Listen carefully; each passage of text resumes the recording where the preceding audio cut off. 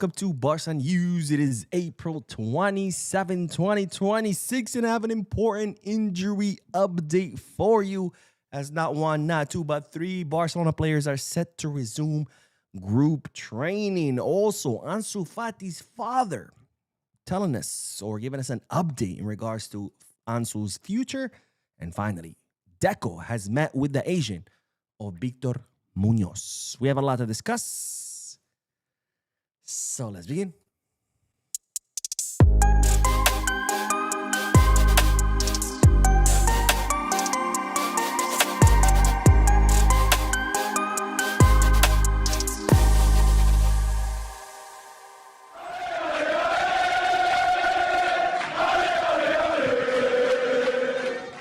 Hello everyone, welcome to the channel. My name is Boo, and welcome to the Barca News Live podcast, which is on every Mondays, Wednesdays, and Fridays, where not only we discuss Barcelona news, but where I also get to, interact with you lovely people, my Barca News family, in the chat section by reading your comments and reacting to them live.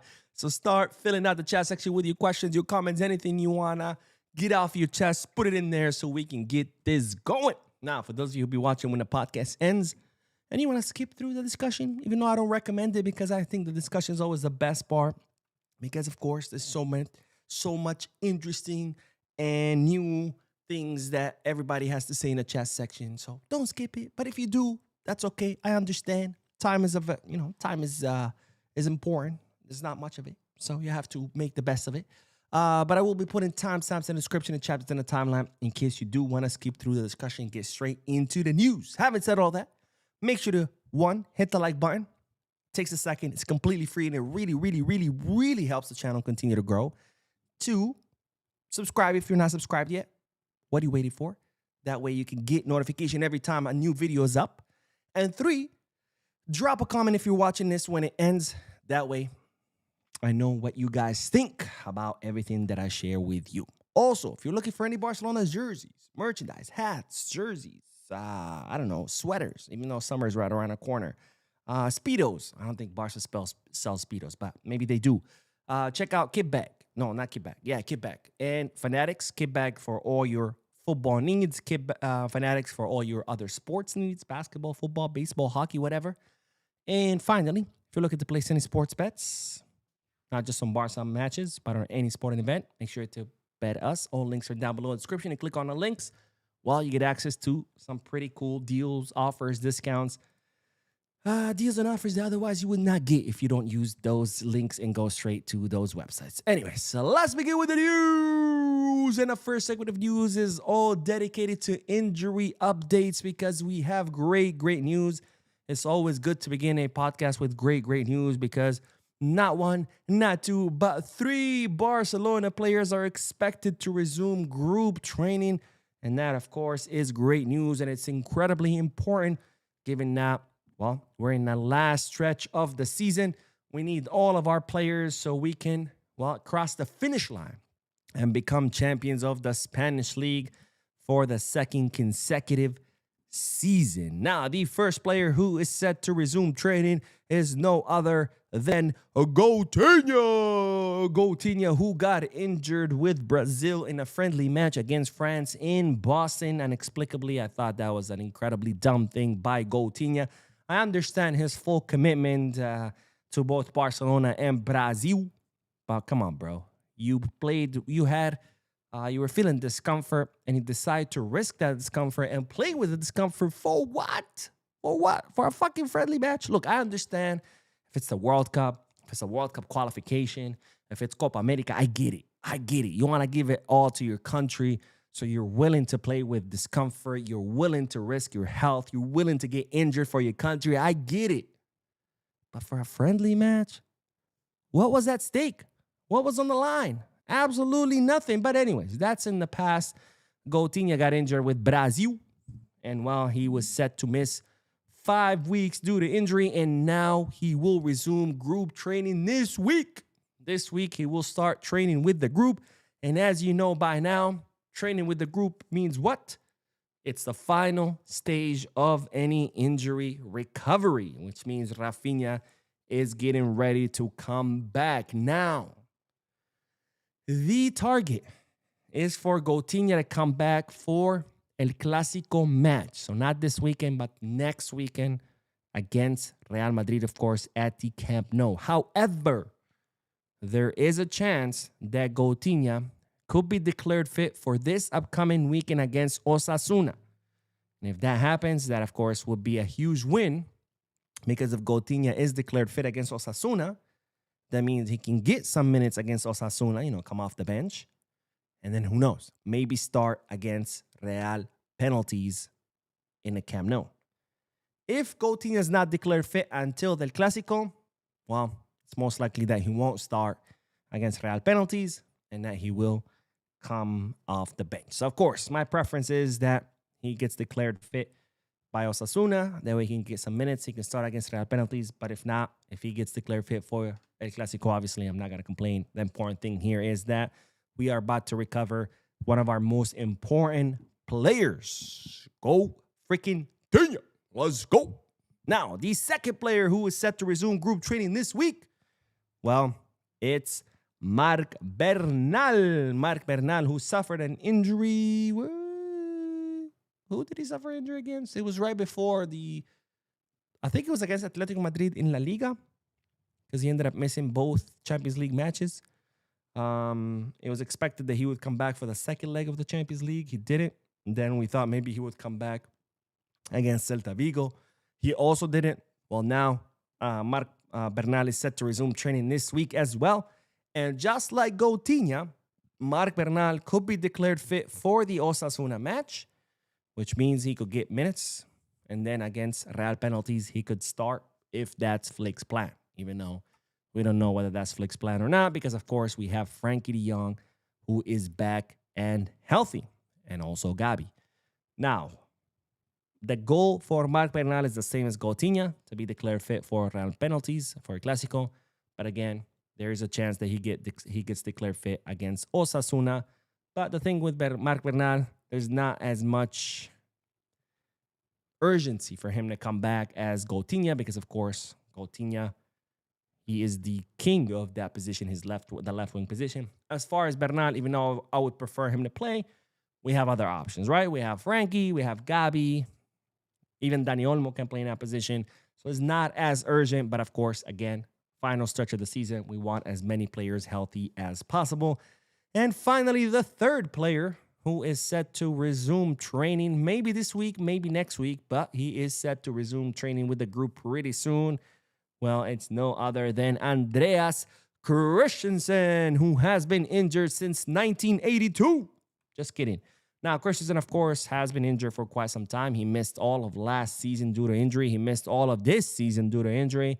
His most recent injury happened in December, where he suffered a rupture of the ACL. He was expected to miss between 3 to 4 months, but then during his recovery, something went wrong and another month got added.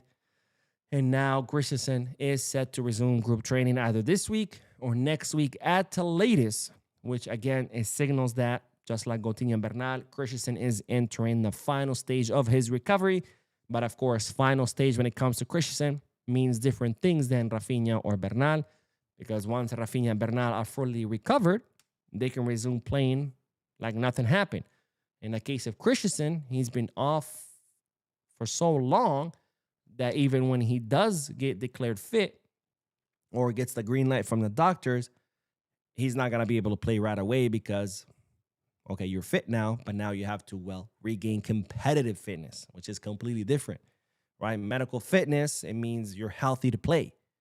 Competitive fitness means, not only are you healthy to play, but you can actually play and keep up, right? So for Christensen, final stage means a different thing than it does for Coutinho and Bernal. And of course, for Christensen, he's been gone for 2 years, so I don't give a fuck if he returns this week or next year.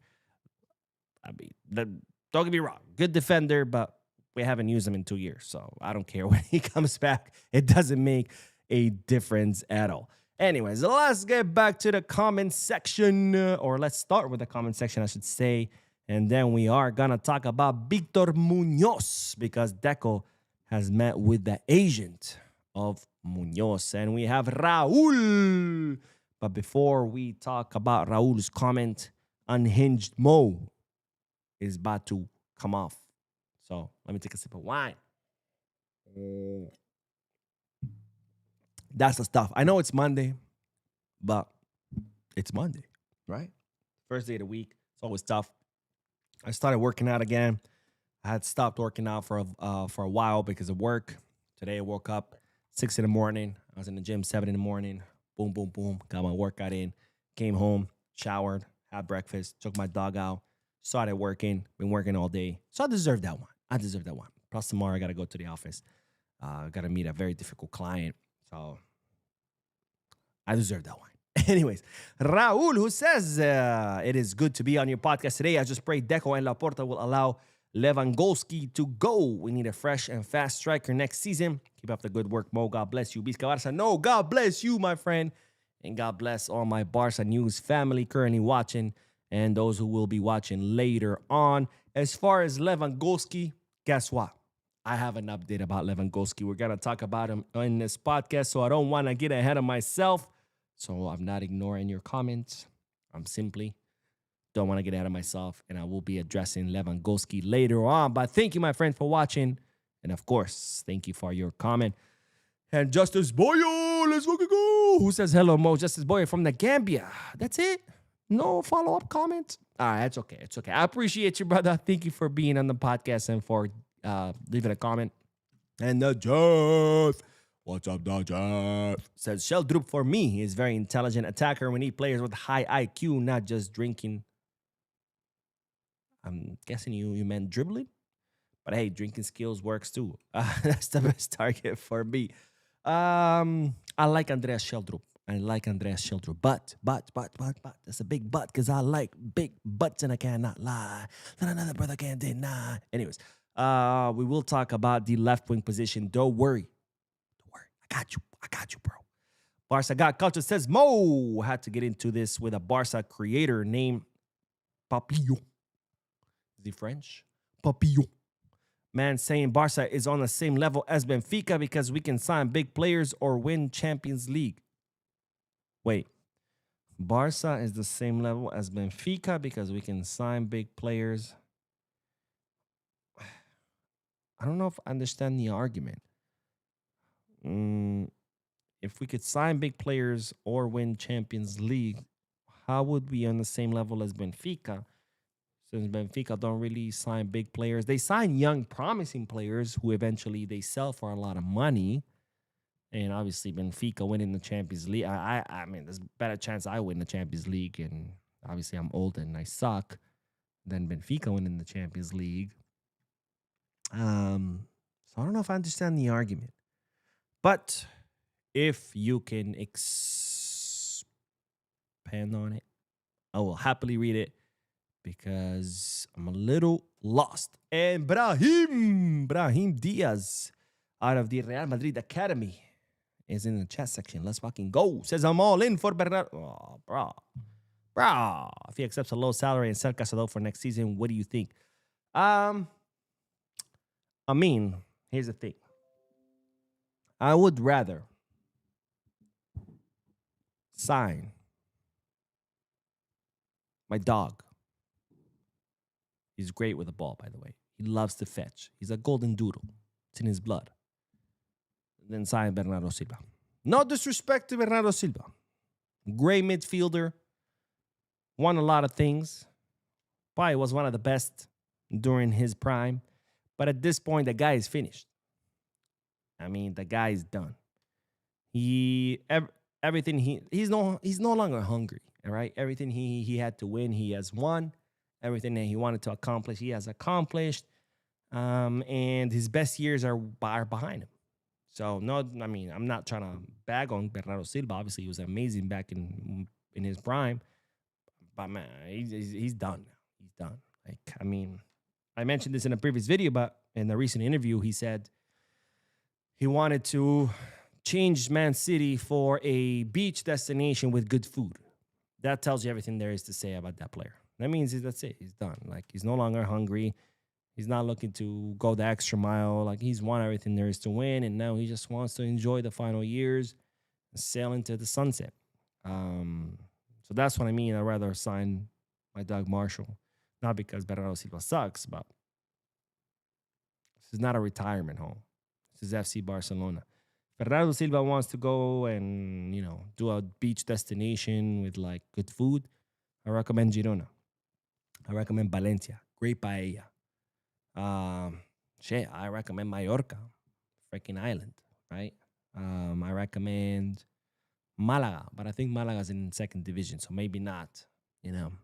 There's much better beach, not much better, but there's other beach destination with great food where he could just sail into the sunset and enjoy the final years of his career, as opposed to Barcelona, where we want hungry players who are willing to go the extra mile, play until they drop to win. That's not Bernardo Silva. Let's see. Typhoon says we need to rebuild the entire defense. No.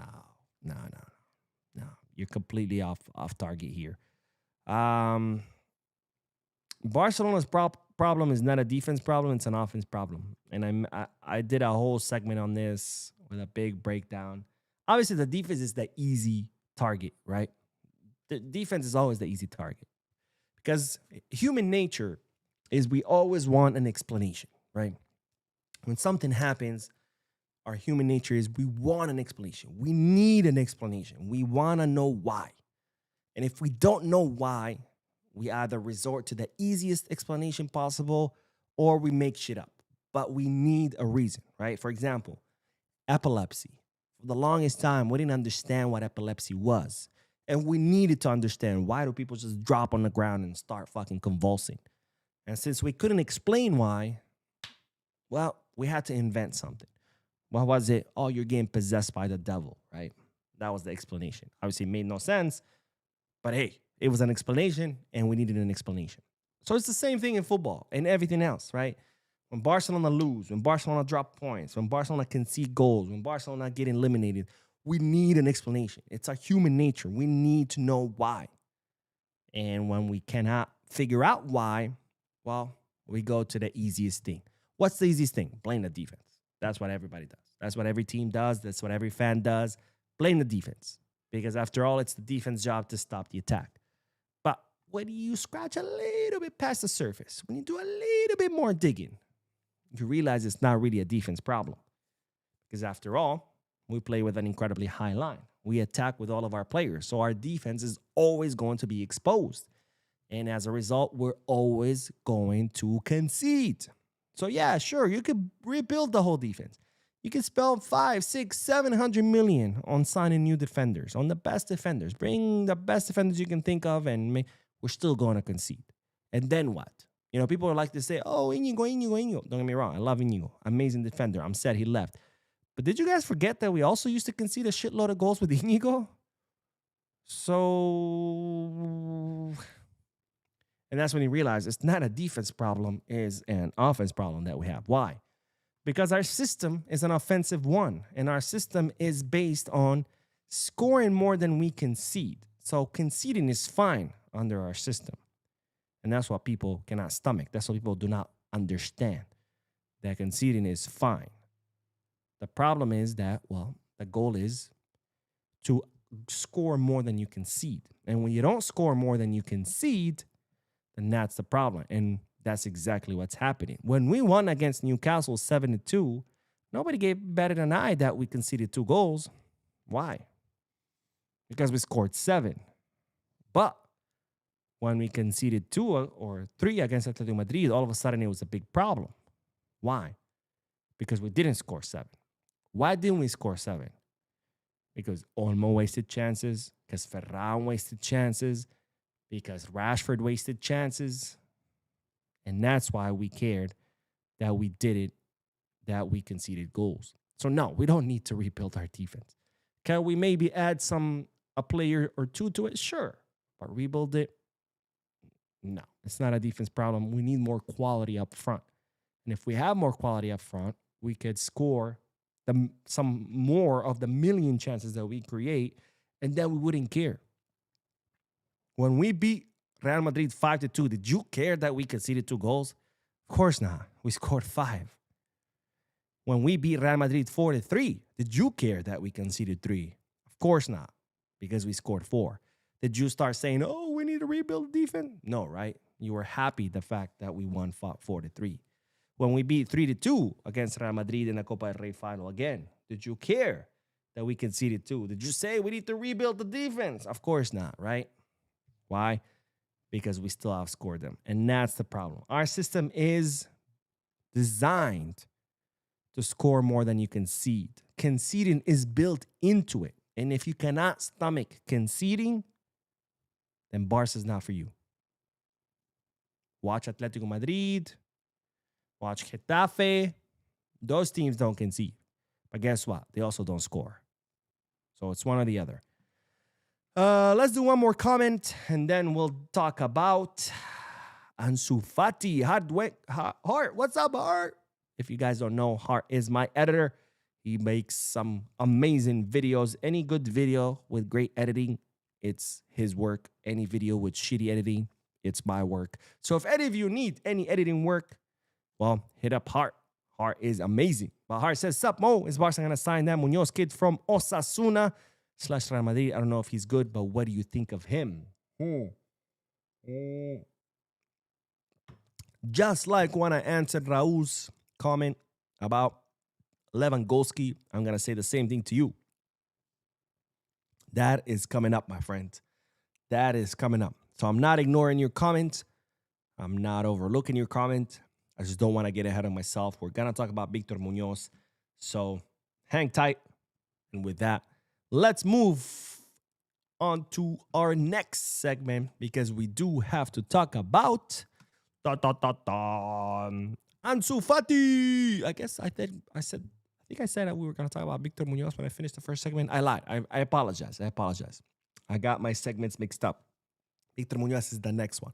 Right now, we do have to talk about Ansu Fati, the Barcelona Academy graduate who's currently on loan with Monaco, because his father has given us an update in regards to the future of Ansu. Now, as you know, Ansu is on loan with Monaco until the end of the season.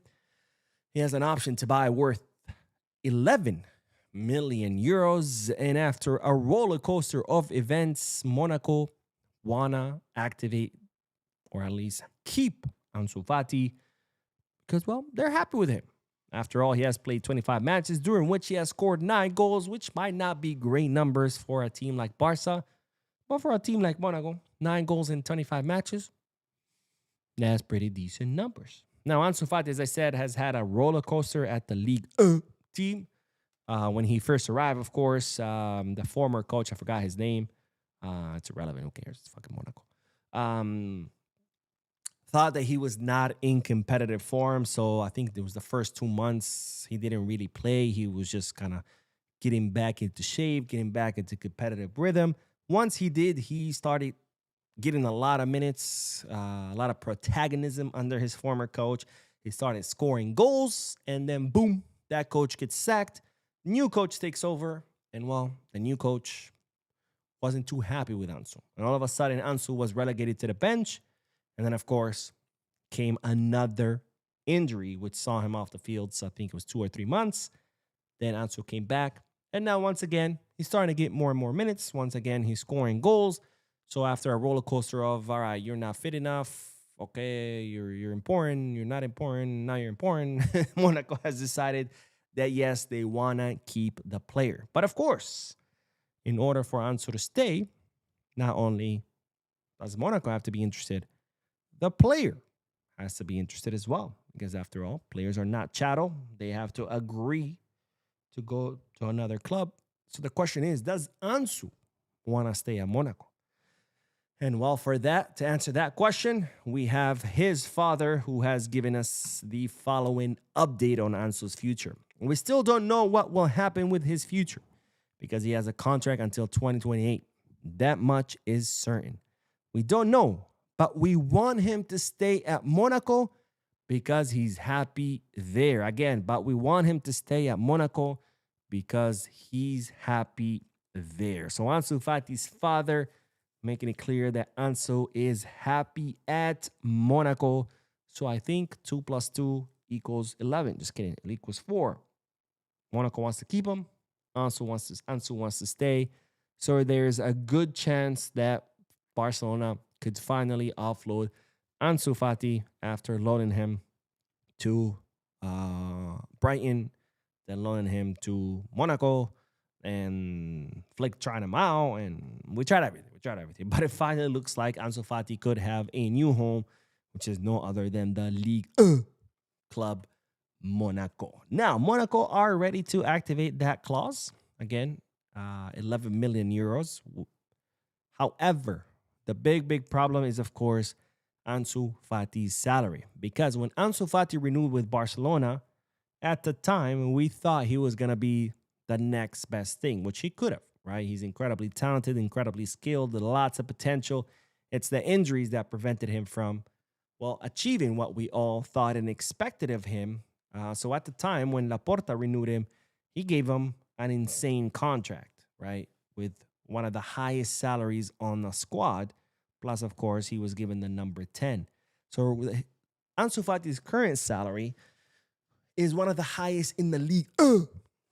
And of course, that's something that Monaco cannot afford.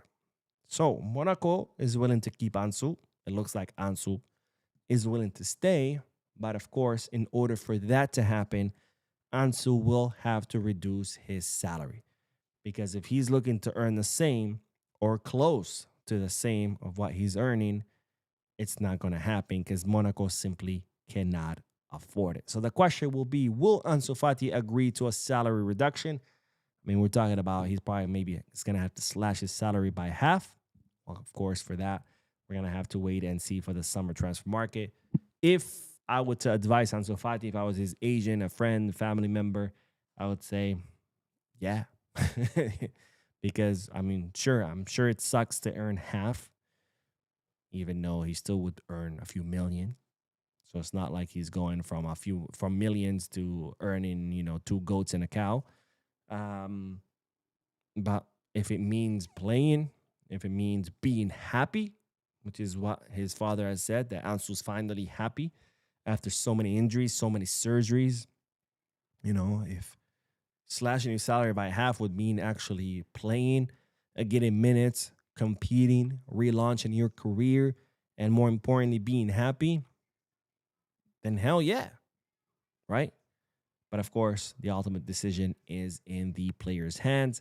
So we'll see what Ansu will do, but just know there's a good chance that Ansu could stay in the league at Monaco. All right, let's do comment section, and then we're going to talk about Victor Munoz. I got ahead of myself. And of course, Unhinged Mo. Here we go. Unhinged Mo is out of wine. All right, let's do more comments. Let's see. Ed Wink. I like that. It's like Edwin, but he winks. So Ed Wink. There's a lot of speculation on who we might sign, but who is the most realistic exit to bring in funds? That's an excellent question. The most realistic exit,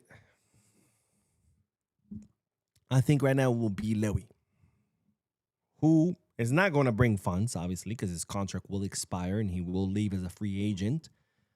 But he will bring funds in another way, which is, of course, clearing space on Barcelona's wage bill, which is just as important as bringing in funds through a transfer fee, right? Because Lewandowski has right now one of the highest salaries. He makes 26 million gross a year, which comes out to, I think, 13 net.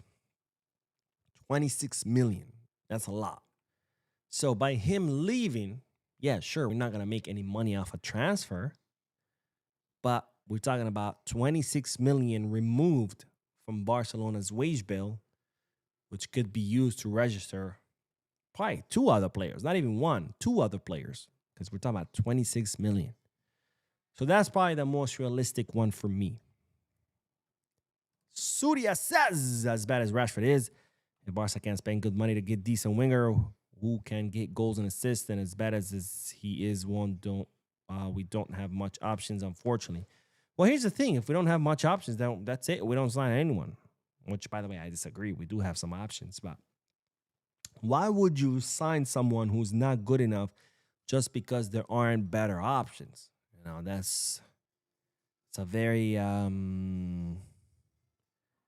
that's a very compliant way to think about things, or very not compliant. What's the word I'm looking for? That's very someone who settles for anything, right? It's kind of like, hey, my girl treats me bad. She cheats on me, but you know, there aren't any options for me better. Like, there's a couple other girls who are interested in me, but you know, they're just as bad as worse. So I'm just gonna stay with my girlfriend.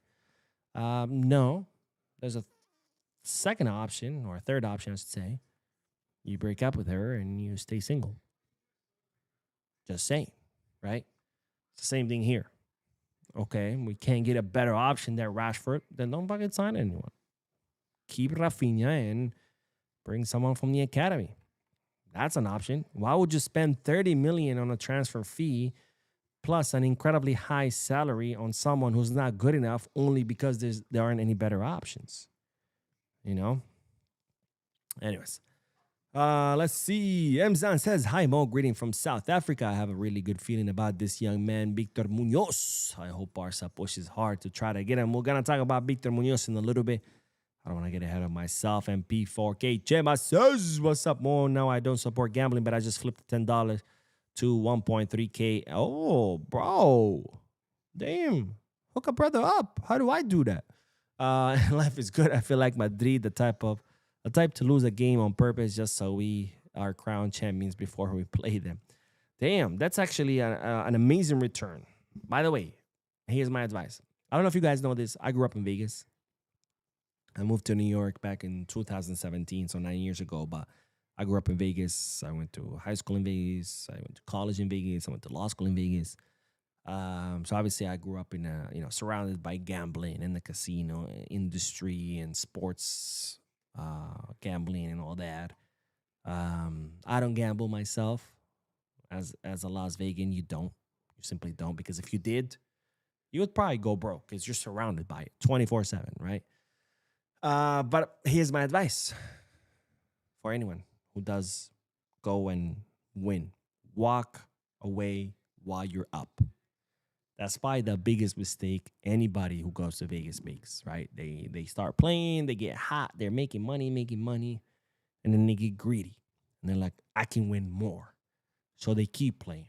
And they start losing because, it's just like everything else. You start getting high, and then you start getting cold, right? So they win, I want more. So they keep playing and playing.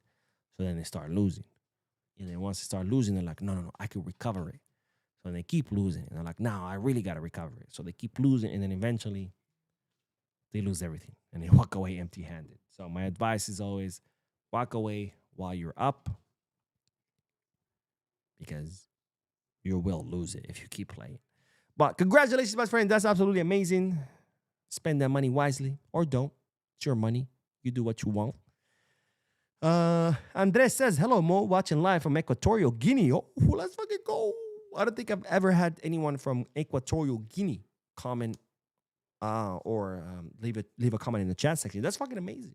That's where, if I'm not mistaken, that's where Balde's mother is from. I think she's from Equatorial Guinea and his father's Dominican. But that's amazing. Fucking amazing. I've never met anyone from Equatorial Guinea, so that's pretty cool. I heard that Marcus Rashford is willing to lower his salary to stay. Who do you prefer, Rafael Leao or Marcus? Yes, so he is willing to lower his salary. Honestly, I wouldn't want either. Rashford, we've seen Rashford. He fucking sucks. Leao, I feel, would be the same. Leao would be, just as lazy in the press, just as lazy and trying to recover the ball. Even though I do feel like Leao is more talented, like he's faster, he's more physical, but it's very close skill-wise. But I think that, they're both would be lazy in the press and trying to recover the ball. Now, gun to my head, you have to choose one, Mo, or we're going to kill you. Again, I don't want any. But again, gun to my head, I think I would choose Rashford only for money reasons. Because Rashford, 30 mil, he's yours. Leao, AC Milan, they're talking about AC Milan would want 80 maybe they would be willing to go down all the way to 50. But again, whether it's 80 or 50, that's still a lot more than 30. So I would only pick Rashford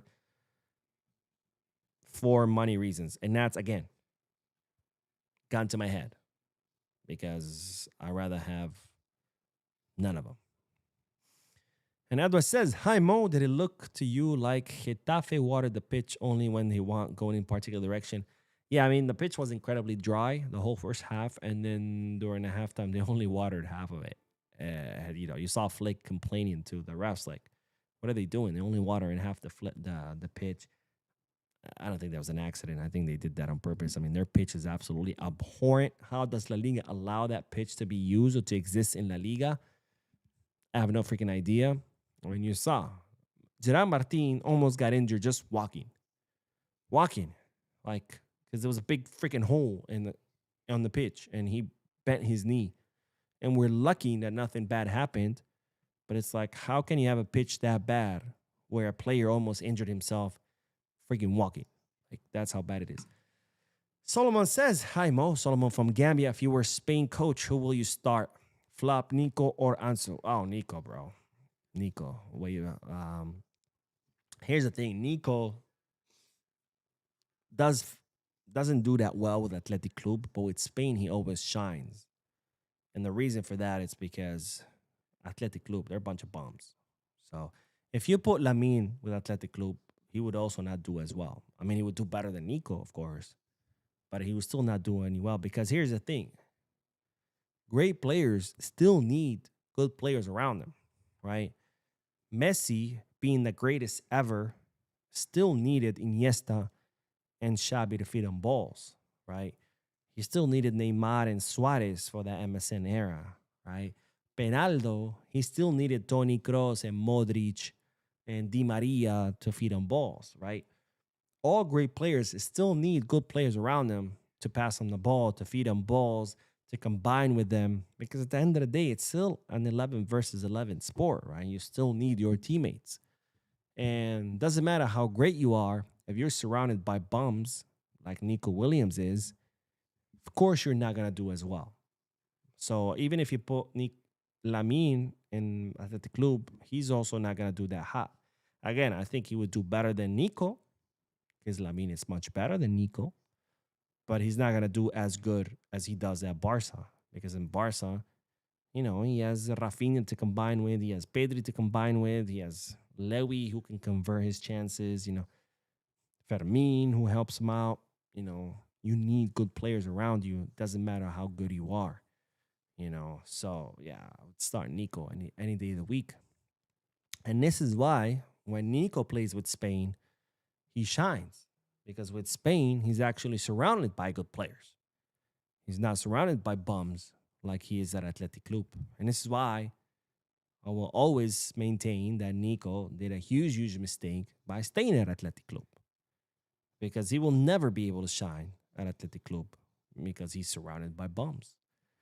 But anyways, let's move on to the next bit of news because speaking of Nico Williams, he's a winger, of course. We got to talk about other wingers, and the man of the hour today is Victor Munoz because, ladies and gentlemen, the big bombshell from today is that Deco has met with Victor Munoz's agent. Now, if you don't know who Victor Munoz is because you haven't been following the channel, maybe you're new to the channel, or maybe you live under a rock. I'm kidding, of course.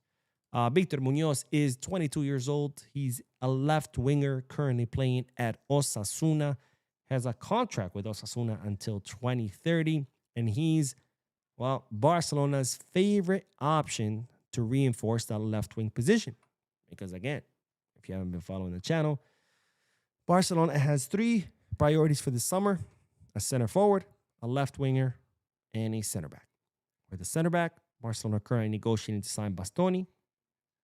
With a center forward, lots of options there. I don't know if Barcelona, Julian Alvarez being the favorite, but that's not happening. And with the left wing, we got Victor Munoz, who is Barcelona's favorite. Now, if you're wondering what kind of player Victor Munoz is, he's a young winger with lots of potential, great speed, great 1v1, player that likes to, take on defenders, but more importantly, or just as important, I should say, he is a player with just as much intensity in the defense as he gives in the offense. In other words, he's a player who likes to press and a player who likes to try to recover the ball whenever he doesn't have it. And when he does have it, again, he likes to take on defenders. So he's exactly the profile of a winger that Barcelona are looking for. And as such, he is the favorite option to be signed. Now, what's the problem? Well, there are two. The first problem is Osasuna have said they're not willing to negotiate for Victor Munoz, which means if Barcelona want him or any club want him, they have to pay his release clause, which is worth 40 million euros.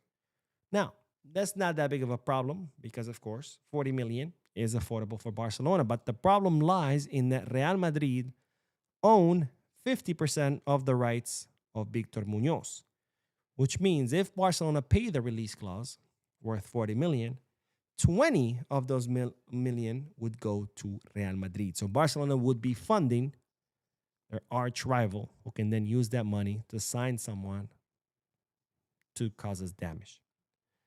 The second problem is, of course, that Real Madrid do have a buyback option. And it's reported that they're willing to activate it just to block his move to Barcelona. Now, the buyback clause that Real Madrid has, it's 9 million this summer, 10 million next summer, or 8 million this summer, 9 million next summer, and 11 million, 10 million the next summer, something like that. Very cheap. It's either 8 or 9 million this summer. So, two problems there. But nonetheless, despite that, despite Real Madrid wanting to block this move, despite Real Madrid potentially being able to earn 20 million off Barcelona from this move, Barcelona remain very interested in Victor Munoz. And in fact, Deco was seen meeting with his agent, Juanma Lopez, who is the CEO of Niagara Sports. Now, as I mentioned in a previous video, Victor Munoz recently switched agencies. He used to be part of a different agency that's linked to many Madrid players. And then he switched to Niagara Sports, who's actually more linked to Barcelona because they represent people like Joan Garcia, like Dani Olmo. And of course, their CEO, Juanma Lopez, is someone who has a very close relationship with both Deco and Jan Laporta. So some people interpreted that as Victor Munoz wanting to move to Barca. Because why would you leave an agency, a sporting agency that's linked to many Madrid players like Valverde, and go to an agency that's linked more to with Barcelona, because they represent people like Joan Garcia, Dani Olmo, and again, their CEO, Juanma Lopez, has a very close relationship with Jan Laporta and Deco. Also, a new report came out yesterday, which I talked about it in yesterday's video, that between Real Madrid and Barcelona, well, Victor Munoz prefers to go to Barcelona. Why? For two reasons. Number one reason is, of course, Victor Munoz came up through La Masia, so he has a lot of friends on the Barcelona first team. And number two, because Barcelona are a club that likes to bet more on the youth, right? Real Madrid is more of a club that likes to sign and spend a lot of money as opposed to giving their academy players opportunities. For example, Gonzalo, right? He came up through their academy. The few opportunities he got, he scored a bunch of goals, and guess what? They're getting ready to sell him, right? As opposed to Barcelona, where half of the team is La Masia graduates. And hell, you didn't even need to use other players as examples. Victor Munoz, right? He came up through La Masia. He went to then Estrella Damm. No, just Damm. Damm CF. Estrella Damm is a beer.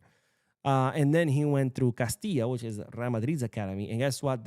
Guess what Real Madrid did? They sold him. So you don't even have to use other players as example to show how Barcelona bets on their youngsters while Real Madrid sells them. They literally sold him to Osasuna, right? So Victor Munoz prefers Barcelona because he has friends on the first team. He came up with Balde, for example, and Xavi Simons, even though Xavi Simons is not a part of the first team. And again, he knows that Barcelona will be most likely betting on him as opposed to Real Madrid, who most likely going to buy him back just to resell him. So as such, since Victor Munoz is more interested in joining Barca, he joined a new agency that's more aligned with Barca. Deco has now met with Juanma Lopez because, again, Victor Munoz remains Barcelona's top target for that left wing. But, of course, there's big concerns about Real Madrid owning half of his fee. Now, my question to you is, And I want to hear your thoughts in the chat section or in the comment section if you're watching this when it ends.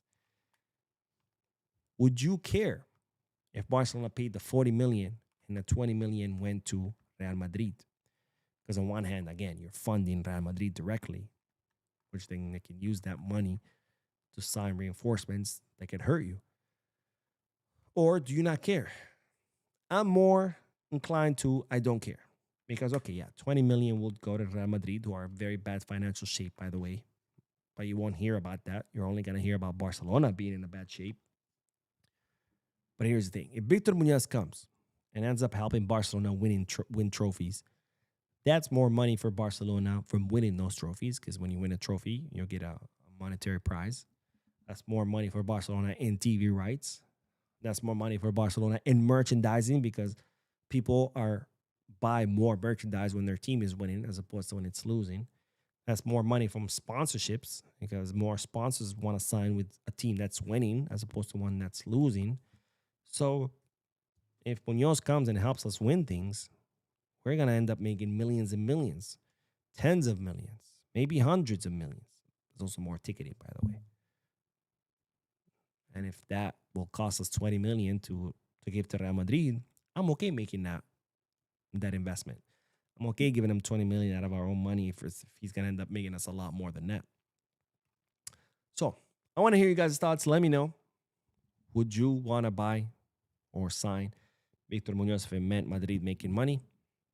Let me know in the chat section or in the comment section if you're watching this when it ends. And now let's get back to the comment section. And after that, we will talk about Robert Lewandowski. All right, let's see. The Rebel Pilot says Christensen should leave at the end of the season. At this point, I'd rather have an okay defender that's consistently available than a great defender that's only available for less than 5 games a season. Hey, that's a fair point. I'm going to talk about Christensen in the next video as well. But, I mean, yeah, you're not wrong. Christensen, amazing defender. The guy's been injured for 2 years. 2 seasons, man. What's the point of being that good or being good if you're not even available, right? Can you imagine if Messi was injured as much as Christensen is? Would he have been the greatest player ever? Of course not. Because if you're not available, then what's the point? And Klaus says he's Moroccan and quite funny guy at times, but he says we are not a big club because of our failures in the Champions League. I also think he's just joking. Ah, okay. So Papillon. So it is a French name then if he's Moroccan. Not that Moroccans are French. Obviously, they're Arabs. But they do have French influence. Okay. I mean, what makes Barcelona great, it's not their accomplishments or failures in the Champions League this most recent season. It's what makes Barcelona great is their accomplishment over their 125 years of competition, right? The 5 Champions Leagues that we have, the 28, 29 La Ligas, 33, I think it's Copa del Reyes. I don't even know how many Spanish Super Cups, Club World Cups, UEFA Super Cups, the players that have walked our halls, the Ballon d'Ors that those players have won, the FIFA's best that those players have won, the Golden Boots that those players have won while at the club. That's what makes us great, right? Club's greatness is not defined by the last few seasons. It's defined over its whole history. But anyways, let's see. Mike says, hi, Mo. Heard this funny comment about Penalbe being injured. Barca could be in trouble with the Clásico because Madrid won more matches while he was injured, and the only one won 1 match in 7 matches. You know why? It's so funny. That's actually exactly what I was thinking when I heard that Mbappe was injured. I was like, damn it. No, I want Mbappe to be healthy because they seem to play better without him. So if anything, I want Mbappe to be healthy. But speaking of funny comments, I saw someone say, as a comment in Spanish, who said, the greatest Barcelona signing in the most recent years has been Mbappe, right? Because he signed for Madrid and then Madrid completely fell apart. So, yeah, I see that. I see that. You ain't wrong. You ain't wrong. David says, Mo, I've seen highlights of Jeremy Hernandez, but he looks really good. Do you know much about him? So he's definitely someone in Barcelona I've been tracking for some quite time. But of course, he's still a second division player. I know he has a lot of potential, but I think Barcelona right now are looking for someone who also has potential, but someone who's a little bit more developed, right? Someone like Victor Munoz, like Sheldrup. These are players with potential, but who play in first division, who are a little bit more a step ahead of someone like Jeremy Hernandez. Not to say that Jeremy Hernandez is bad, not at all. Also a winger with lots of potential. Also a profile that would fit Barcelona. That winger that likes to take on defenders, that kind of winger. Eddie says if we can't get a viable striker, we should take a page out of PSG book and use Rafinha as makeshift striker like they do with Dembele. Yeah, but the difference is that Dembele is a lot more talented than Rafinha in scoring goals. Rafinha, despite his numbers, who had incredibly amazing numbers last season, I just don't see him as a striker because he does miss a lot of the obvious ones. Like, he suffers a lot in the 1v1s against goalkeeper. How many 1v1s have we seen him miss? A lot. And I don't know if the best role for him would be as a striker. I think he's better off as a winger. He's much better combining with his teammates and assisting and getting goals from assists as well, or like shots from outside the box. But as a striker is someone who can position himself well within the box and push it in. That takes a certain instinct that I don't think Coutinho has. Not to shit on Coutinho, it's just an instinct that many people don't have. The majority of players don't have. It's nothing bad, it's just you don't, right? Just like not everybody can be a goalkeeper, not everybody can be a center forward. Does that mean Lamine Yamal is bad because he can't be a goalkeeper? Of course not. Everybody has their strengths. I don't think being a striker is Coutinho's strength. But I could be wrong. I don't know. I'm just guessing here. The Jeff says Dani Olmo and Koundé need to leave this club. Those two were awful last game. Man, oh man. I don't know what the hell happened to Koundé. I want that Koundé who scored that winning goal against Real Madrid in the Copa del Rey final. That's the Koundé I want. And for some reason, the guy has just been kidnapped and we haven't seen him ever since. Joseph says, Joseph Sheku Farma from Sierra Leone. I do love to see Lamine Yamal, Julian Alvarez, and Victor Munoz in the front three, but I don't really understand what is your financial strength at the moment. Well, let me save you some time. Julian Alvarez, not happening. Let's put it that way. Emmanuel says, I disagree with you, brother. So many goals against us can be defending against them. Because, again, our system is set up in a way that we're always going to concede goals. That's the reality. If you cannot accept that, you're going to have a lot of problems with this system. But let's see this season. All right, I'm looking here. We have conceded 30 goals, right? Last season, we conceded 39. Okay? For people who are like, oh, as soon as Inigo left, the whole defense fell apart and we need to replace him. Again, not to shit on Inigo. I love Inigo. He's an amazing defender. 39 last season. And we conceded 30 this season. It's a byproduct of our system. I cannot stress that enough. It's a byproduct of our system. If you cannot handle being conceded against, the system is not for you. By the way, for comparison, since people love to complain about our defense, we're a team that plays with an incredibly high line that leaves us incredibly vulnerable in the back, which allows for other teams to concede easily. Atletico Madrid, literally the opposite of what we do.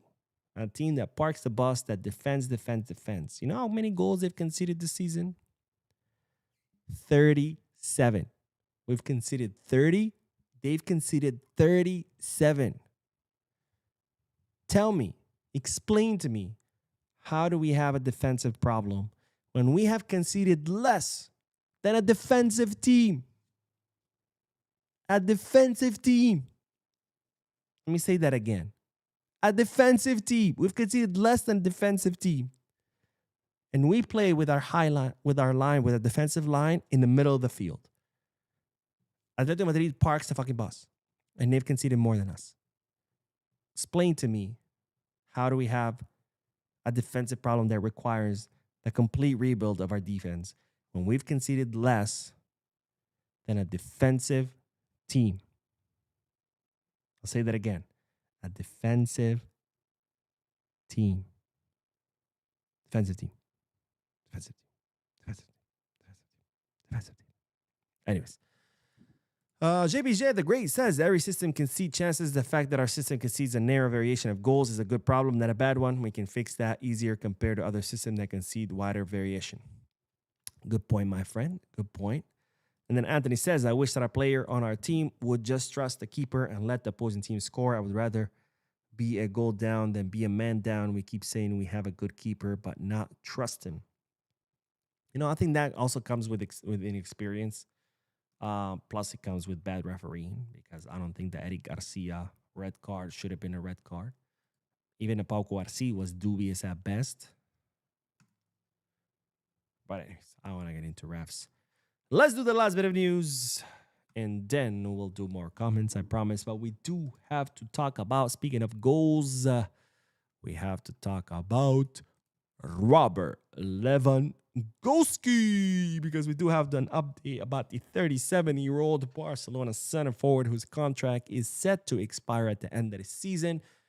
And of course, Barcelona are trying to extend his contract by one more season with a much lower salary, where Lewandowski would take more of a secondary role. Now, for the longest time, Lewandowski's number one priority was to stay at Barcelona. He wanted to stay. He didn't care what role he had. He didn't care what salary they're offering him. He wanted to stay. But Lewandowski has felt a little bit slighted by Barcelona, where he believes that he could have gotten more minutes than he's been getting. That's not saying that Lewy thinks he could be the starter. He could be starting. He knows that this season he has a secondary role. He has accepted that. But he does feel like he could have gotten more minutes than what he has. And as such, it's no longer his number one priority to stay at Barcelona. Does this mean he doesn't want to stay at Barcelona? No.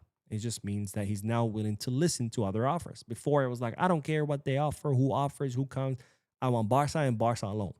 Now it's like, all right, let's hear what's out there. Let's see what's out there. Let's hear what Barca has to offer. Let's hear what AC Milan has to offer. Let's hear what Juventus has to offer. Let's hear what Chicago Fire has to offer. And once I've heard all the offers, I'll decide. Maybe it's still Barca. Maybe it's someone else. Now, what's the new update? Well, the new update that one of those options has fell through. And that option is Chicago Fire from the MLS. Now, Chicago Fire were really betting strongly on Robert Lewandowski. They wanted kind of to make him their star, you know, as many MLS teams in order to grow. They like to sign these, you know, big names like Inter Milan with Messi and Suarez. I think it was New York Red Bulls with David Villa back in the day, or LA Galaxy when they signed David Beckham. So that was what Chicago Fire were trying to do with Robert Lewandowski. They were really betting on him. They even met with Pini Zahavi, his agent, several times. But now it looks like their interest has cooled. Why? Well, for starters, it's because of Lewandowski's indecision, right? Chicago Fire has made it very clear that they want him. They've met with his agent several times. But Lewandowski has kind of been like, I don't know. So Chicago Fire said, you know what? Fuck this. We out. Also, they have their current center forward, Hugo Kuipers, a 29-year-old Belgian center forward, who all of a sudden has started scoring goals. I think he scored like 6 goals or 5 goals in the last 6 matches.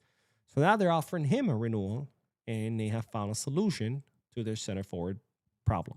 So Chicago Fire has fallen out of the race, or has withdrawn from the race for Robert Lewandowski, which of course that only leaves them 2 other options, which is either Juventus or AC Milan. Now there is also Saudi, but Lewandowski has always ruled out Saudi. It's just not in the cards for him. And with the MLS gone, now and leaves Juventus or AC Milan, unless, of course, he decides to stay in Barcelona with a reduced salary and a secondary role. Now, speaking about Lewandowski's option, as far as Barcelona, his agent, Pini Zahavi, is set to meet with Deco and Laporta next week. And one of the topics that will be discussed is, of course, Lewandowski's offer. We'll see whether that offer convinces Lewy or whether he decides to end up going to Juventus or AC Milan. And, of course, the other topic that Pini will discuss, is, of course, Hansi Flick's contract renewal, because Barcelona want to extend Flick's contract until 2027. Flick has given the green light verbally, but of course, there's still the actual details that they need to negotiate. For example, salary and things like that. So we'll see what Lewandowski decides, but just know that Saudi, MLS, both out of the race. Saudi because Lewy doesn't want to go there. MLS because they got tired of waiting. So now his options are Barca, AC Milan, Juventus. And my question to you is, where do you think Lewandowski will end up? Let me know in the chat section or in the comment section if you're watching this when it ends. And with that, that wraps up all the news for the podcast. Let's do a few more comments and then, well, we will end this. 8 says, hi Mo, good to catch you live. David from Nigeria. Let's fucking go. I noticed you don't like Rashford and the Young so much in Barca team with Hansi. Boulevard? Or is that Believe? Believe Rashford will improve under him. I don't know if you know this, but Rashford has been under Flick this whole time. So, if Rashford hasn't improved in 7-8 months, what makes you think he's going to improve later? This is not like, oh, Rashford's at Man U, and I believe if we sign him next season, he's going to come and Flick is going to make him better. He's been under Flick this whole time. Unless you thought Xavi was still our coach. But, I mean, come on, bro. Leo says, hey, Mo, if Madrid were to sell Gonzalo Garcia, would you take him? Well, hold on. Let's look up Gonzalo Garcia. I'm just curious about what his market value is right now. All right, Gonzalo Garcia. And then I'll answer your question.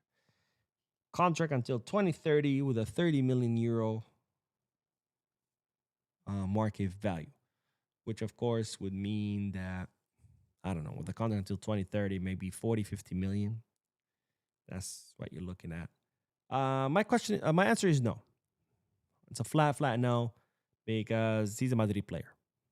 And we're talking about like a Madrid player. Like someone who came up through the academy, has been his whole life at Madrid. Let me see. When did he join? Yeah. I mean, he joined the academy back in 2018. And he is born in 2004. So in 2018, he was, 14 years old? Right? Yeah. No, that was his transfer to Mallorca. So he probably even joined before. Let me see. Yeah. He joined Real Madrid in 2014 and he was born in 2004. So he joined Madrid when he was 10 years old. So he's been in Madrid his whole life. So that right there is, for me, is a disqualifying. But anyways, that aside, 22 years old, center forward. Does he look promising? Yes. Would I sign him? No, because again, we revert back to the same problem of having a young center forward who sure might have potential, but that's not what we're looking for right now. For the center forward, we need someone who is ready, someone who can hit the ground running, not someone who that has potential. User says he's not a dribbler, he's more of a pace and power type winger. Who are we talking about? Please clarify. And Zolfik says, good Christensen and Araujo out. Assuming Bastoni is coming, Flick would promote Cortés or Farré. Muñoz and Lamine on the wings will be a nightmare for everyone. I think so too. The R9 Gaming says, I'm liking that Victor Munoz signing more and more as the days progress. Does that mean I should do a reaction video? What do you guys think? Seymour says, I think if Muñoz comes to Barca, he might overtake Nico in the Spain side. Yeah, I think so too. Barca Got Culture says, people don't realize across two legs that Atletico Madrid create 5 big chances and we created, 15? More. And again, this is what brings me to my point, that we have an offensive problem, not a defensive one, because in the first leg, Atletico Madrid created 2 chances. They had 2 shots. Oh, look at the balloons. Both ended up in goals. Second leg, they only had 1 shot. Maybe had 2 or 3. Forgot. And they scored 1 goal. Barcelona shot something like... Here, I'll look it up. I don't even want to guess because I don't remember on top of my head.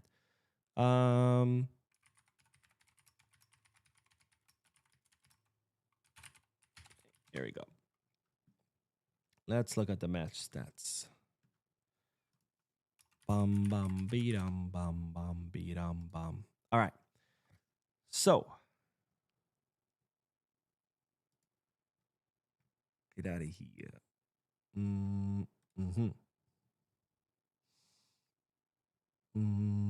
Matches right here. Okay. So. Finished. Right here. Finished. All right. Atletico Madrid versus Barcelona. Stats. Barcelona shot 22 times in the second leg. Okay. Let's look at the first leg. First leg. Oh, wait. Sorry, that's La Liga. What am I doing? Here we go. Right here. Champions League. Barcelona shot in the second leg 18 times. Right?